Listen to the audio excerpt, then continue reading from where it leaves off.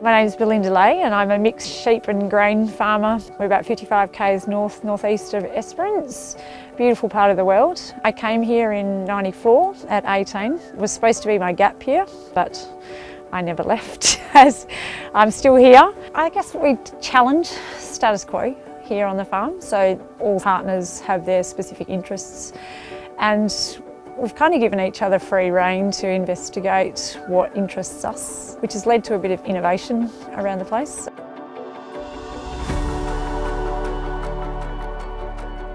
My husband sort of started with clay spreading to deal with non-wetting soils about 20 years ago. Obviously myself interested in technology in general and how IoT and digitisation is going to change farming. It started probably 2 years ago with an interest in tracking animals using collars and sensors.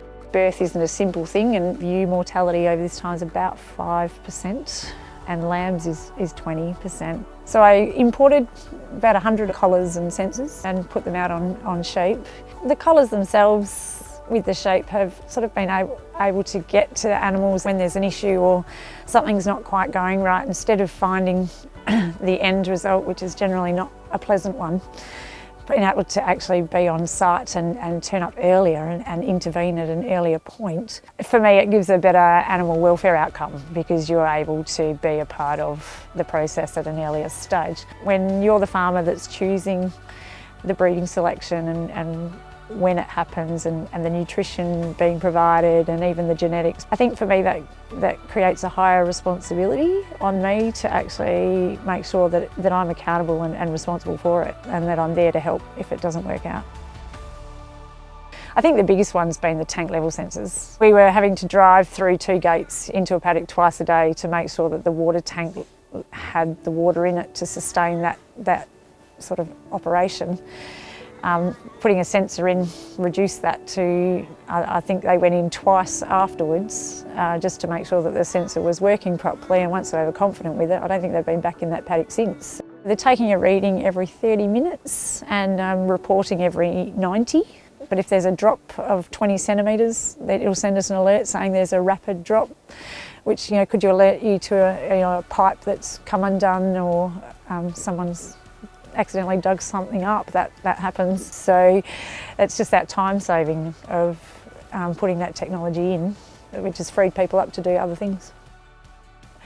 I think there's 2 focuses in this. Like, some people want to automate the decision making and get that computerised and all in one spot to make the decision making faster and more streamlined. And I'm like, what are you actually doing though? You're freeing yourself up time-wise to do manual labour things, whereas I'm like, well, digitise the manual labour, free up your time and brain space to do the management side of things, and that's where you start looking at other things that could bring in income. Like, to stay productive and viable is going to mean to be extremely efficient with everything you do. I mean, we're getting it now, variable inputs and variable rate spraying, it's all coming.